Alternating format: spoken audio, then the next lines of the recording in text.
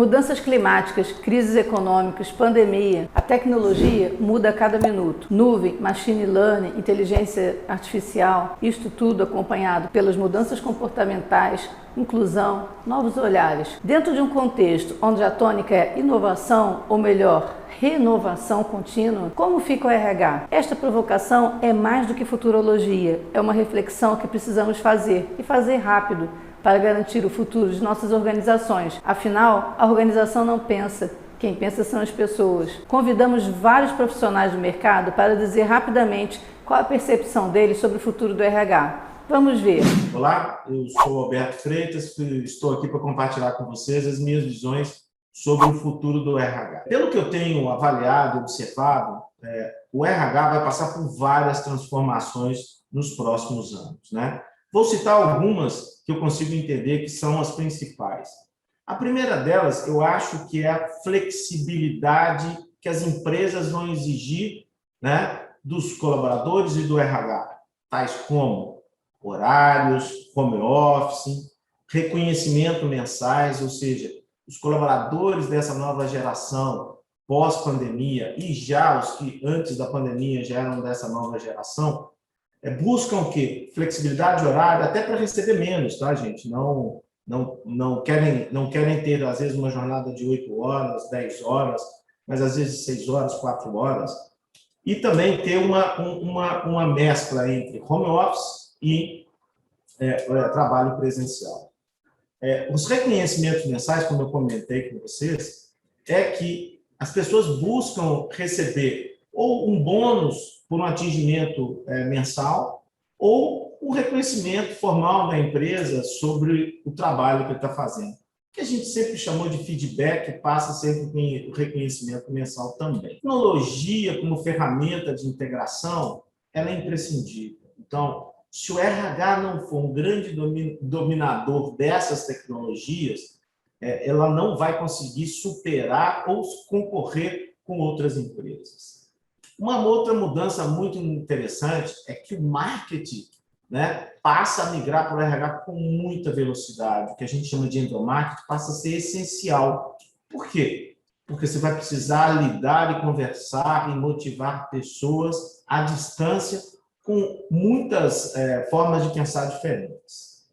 Outra coisa que a gente imagina é a migração do banco de currículos para marketplace de currículos. O que significa isso?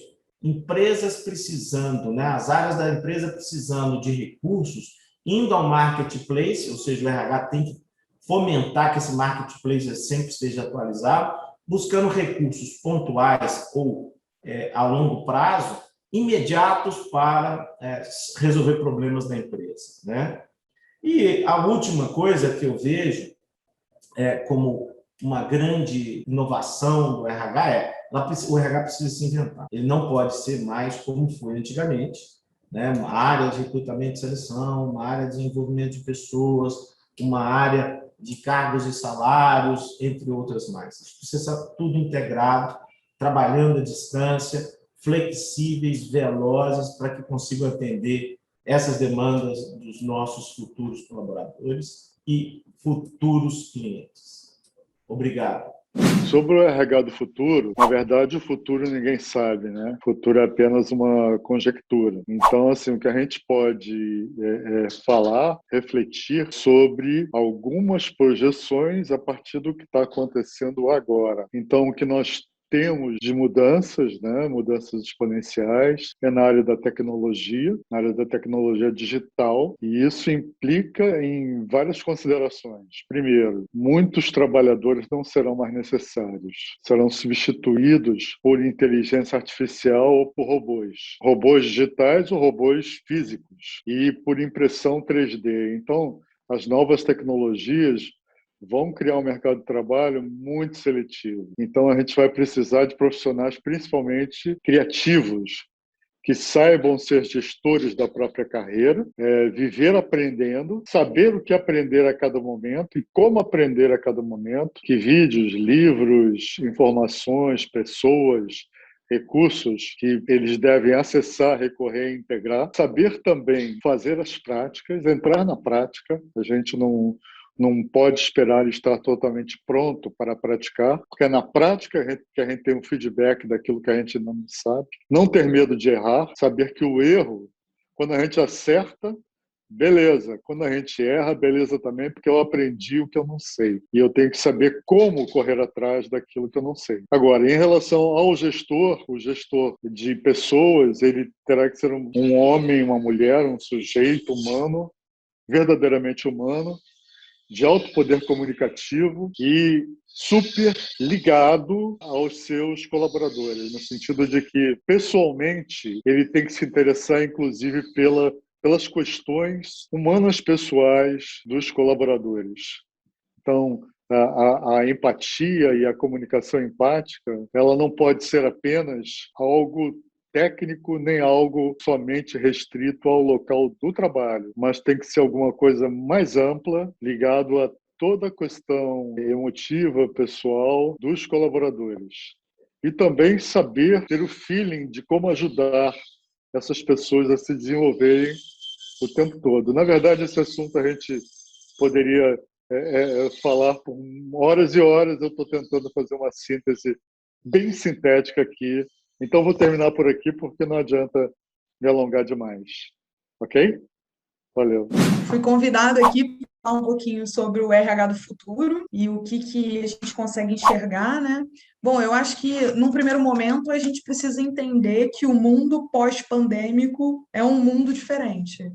E as relações de trabalho, as relações contratuais de trabalho, elas precisam caminhar também com a necessidade do fato jurídico que está ocorrendo. Eu acho que talvez o maior dos desafios do RH nesse momento e no momento posterior, no momento futuro, seja realmente manter-se atualizado, conseguir fazer com que a legislação ela seja um equilíbrio e a sua aplicabilidade tenha um equilíbrio exatamente com o momento que todos estão vivendo, que é um momento delicado, é um momento que exige empatia por parte do empregador, da mesma forma que exige dedicação por parte do empregado, né? Acho que ambos juntos vão movimentar e recuperar essa economia que está tão calejada e massacrada. Entendo que, principalmente no que concerne a saúde mental e afetiva dos funcionários, são quase que fundamentais, que o empregador precisa abraçar essa causa, né? Ele precisa entender que não adianta você somente delegar o trabalho e o exercício dessa atividade laborativa se dê de forma despreparada, se dê de forma sem o devido amparo psicológico. É preciso entender que as pessoas estão dentro de suas residências, com seus familiares, com suas dificuldades, tendo que manter toda uma rotina. Existem crianças, existem pessoas idosas, existe uma série de condições que, quando você retira o empregado desse ambiente familiar, você consegue uma maior produtividade dele no âmbito laboral. Na verdade, o deslocamento dessa mão de obra, ele justamente visa a maior produtividade. Também é importante que o empregador tenha cuidado com a jornada de trabalho. O home office, hoje, e ele está se estendendo ao longo do tempo, né? As jornadas de trabalho estão ficando cada vez mais extensas, isso é uma preocupação. É importante também que entendam a diferença de teletrabalho para trabalho remoto, e se houver um retorno das atividades presenciais para o futuro, embora eu acredite que o nosso futuro agora é todo digital, é preciso ter um cuidado com o preparo emocional das pessoas também. Não posso também deixar de falar quanto ao apoio da tecnologia, né? Se a tendência é ir para o digital, necessariamente o empregador precisa apoiar os seus empregados para que eles tenham a estrutura necessária para exercer a sua atividade, né? Mas a mensagem que eu entendo que talvez seja a que mais importante em relação ao trabalho do futuro é empatia. Você precisa entender que o mundo mudou, que as pessoas estão mudando, que o futuro precisa ser empático, precisa ser acolhido, porque funcionário feliz também é funcionário que produz. Então, a mensagem que eu acho que é muito importante transmitir a todos vamos nos preocupar não só com o seu próximo ao lado, né, quem está verdadeiramente próximo a você, vamos nos preocupar com todos, né, com toda a cadeia produtiva, trazendo diretamente para o trabalho. Principalmente atualização legislativa, atualização tecnológica e essa nova vertente, essa nossa nova pegada, e não esquecer, tem seres humanos do outro lado, a gente não pode esquecer disso, tá bom? Agradeço aí a oportunidade e até a próxima. Bom, primeiro eu quero agradecer o convite da Angélica, através da Aberge, para estar aqui junto com esse grupo de profissionais que trabalham na área de administração, na área do direito, que é o meu caso, e principalmente na área de recursos humanos. Agradeço o convite e o objetivo dele também. Bom, a área de administração, eu costumo dizer para os meus alunos que se eu não fosse advogado, hoje eu faria administração, porque o universo da administração hoje está muito mais amplo e muito mais profissional no sentido de buscar soluções e ter uma visão ampla dos negócios. Mas, especificamente na área de recursos humanos, por quê? Porque recursos humanos hoje se engana quem acha que trabalhar na área de recursos humanos é simplesmente trabalhar com o capital e o trabalho, você encontrar uma vaga para que preencha um determinado perfil. O RH do futuro não vai ser isso. O RH do futuro vai ser muito mais do que isso. Eu costumo dar de exemplo para os meus alunos o seguinte: a cada semestre, tanto no âmbito da administração quanto no âmbito do direito, são colocados no mercado em torno de 1.000 profissionais. 1.000 administradores e 1.000 advogados. Por que que eu tenho um processo seletivo para entender, né, ou para escolher alguém para trabalhar no meu escritório? Ou na área de administração também? Em tese, são todos iguais, todos estudaram o mesmo período, todos tiveram nota, todos apresentaram trabalhos de conclusão de curso, alguns excelentes. Então, não precisa escolher, basta que eu simplesmente vá lá e pegue um deles, e não é assim que funciona. Cada vez mais, e hoje já se utiliza dessa ferramenta no mercado, quando eu entrevisto um candidato para entrar para a minha equipe, eu não estou preocupado com o que ele está ali no currículo, eu vejo que ele tem algum conhecimento e etc. e tal. Eu vou buscar aquilo que eu não tenho. Eu vou buscar naquele profissional da área de recursos humanos um raciocínio e uma visão que eu não tenho e que eu preciso ter. Isso é formar uma equipe. A área de recursos humanos, cada vez mais, com as transformações da estrutura empresarial, com as transformações da estrutura administrativa, não se engane, porque a área de recursos humanos também será altamente transformada. Transformada para quê? Para a busca real de pessoas que completem uma equipe.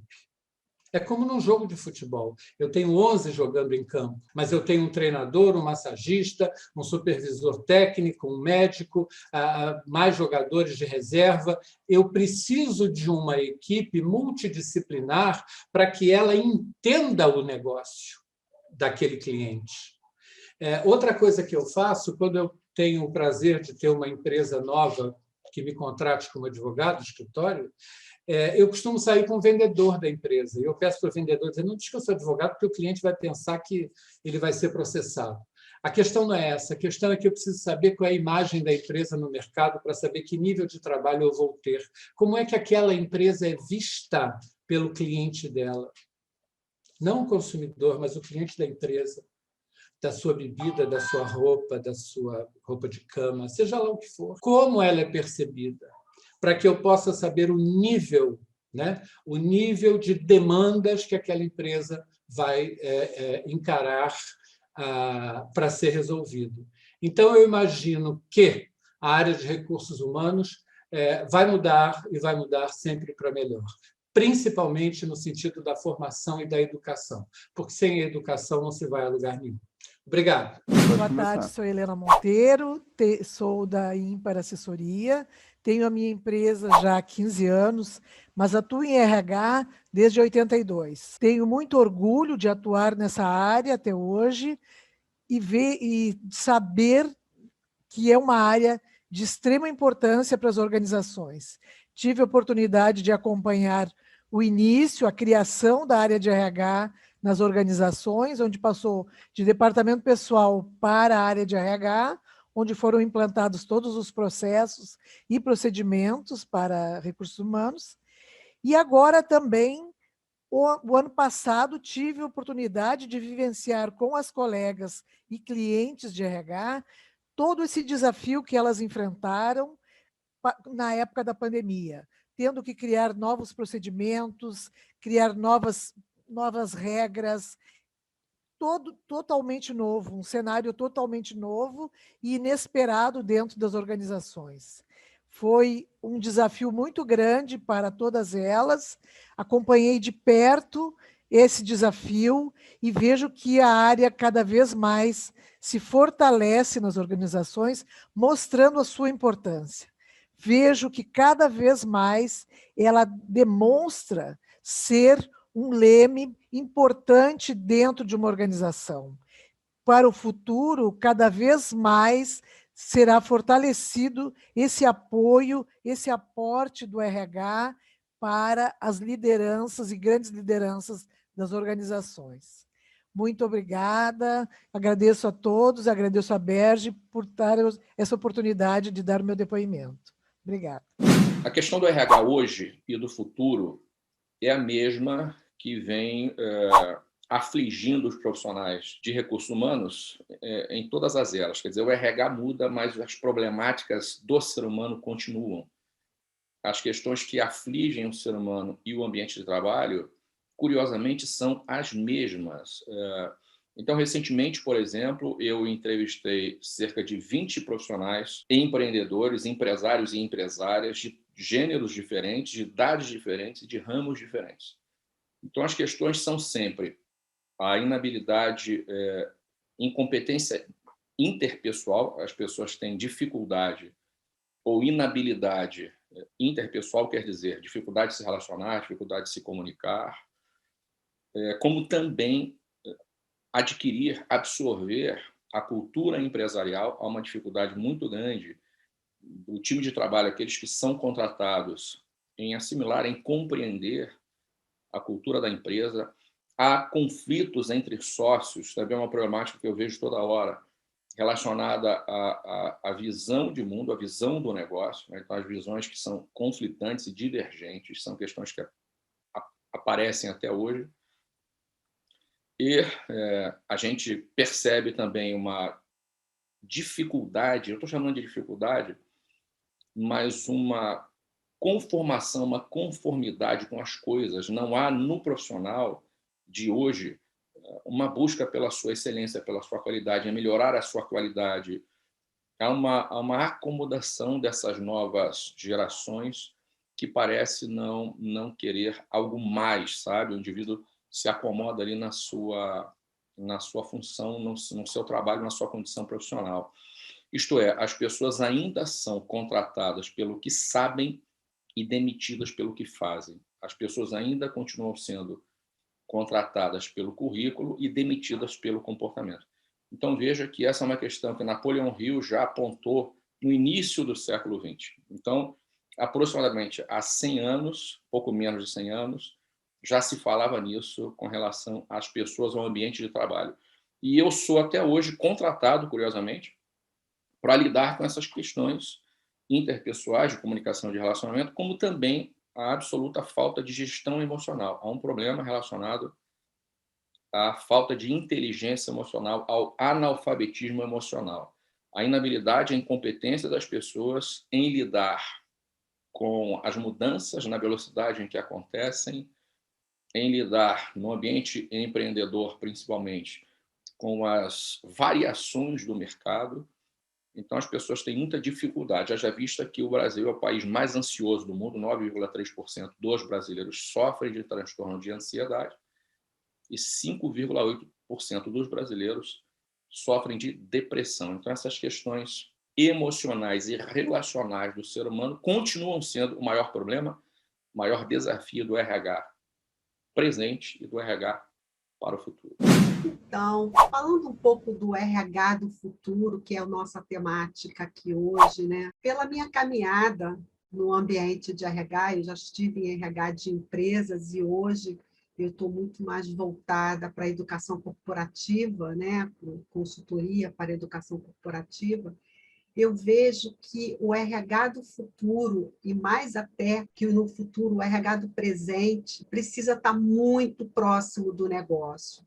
Precisa estar olhando para o seu gestor dentro da empresa e fazendo a seguinte pergunta: como eu posso fazer diferença na sua área hoje?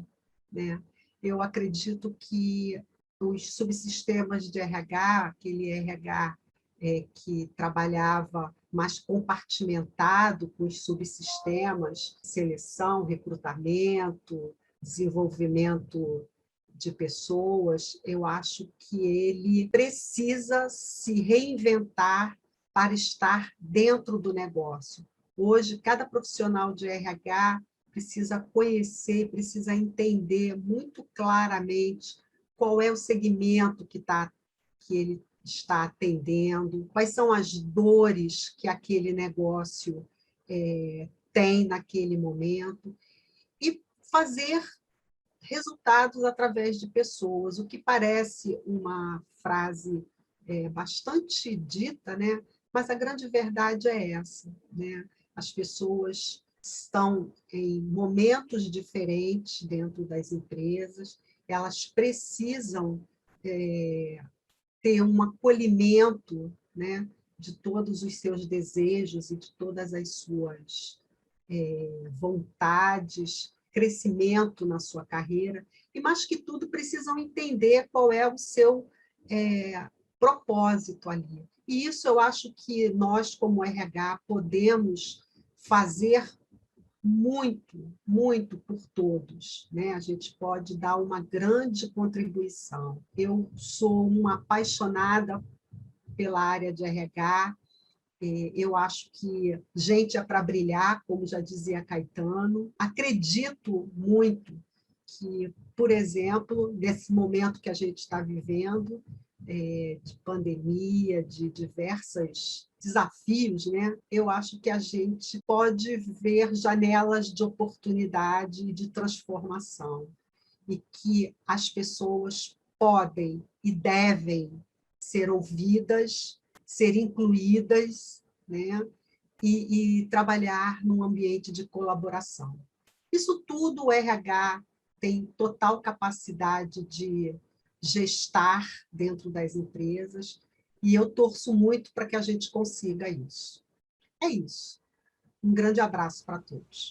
Bom, gente, acho que dá para concluir que o maior desafio dos recursos humanos é criar ambientes que façam bem às pessoas e à sociedade. Ambientes que proporcionem e sustentem a mudança de forma saudável e produtiva. Não dá para criar o futuro sem olhar para o passado. Apesar do que o que está aqui parece novo, já falávamos disso em 2016. Vou tomar a liberdade de ler um trecho do prefácio que escrevi na data para o primeiro livro do mestre Ângelo Pérez com Alberto Freitas, que foi o primeiro a falar aqui conosco hoje. Vivemos com gerações que ainda não desvendamos, num mundo repleto de informações, no qual, a cada minuto, nosso lifelong learning parece já desatualizado. Precisamos construir um jeito novo de fazer as empresas alavancarem oportunidades dos seus times, isto no meio de um cenário de crise econômica no país. E como fazer isto sem alinhar a estratégia da empresa com seus recursos humanos? Os 4 pilares estudados pelos autores é exatamente a resposta que encontramos para essas angústias: oportunidades, atmosfera, reconhecimento e velocidade. Bom, gente, eu podia ler o prefácio inteiro,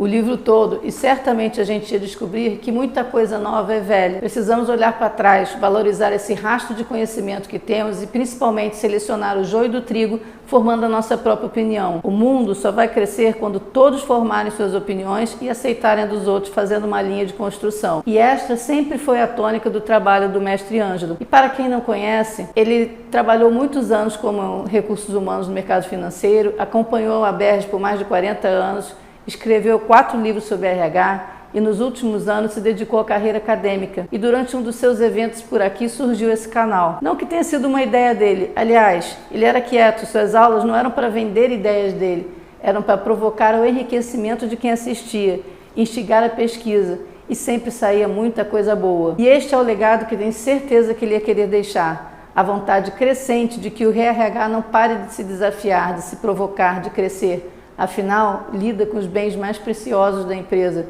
os recursos humanos. E mesmo olhando para como será o RH do futuro, acharemos seus ensinamentos sempre atuais, porque o que ele ensinou a nós foi atemporal. Este legado estará sempre conosco. Mas qualquer dia, amigo, a gente vai se encontrar.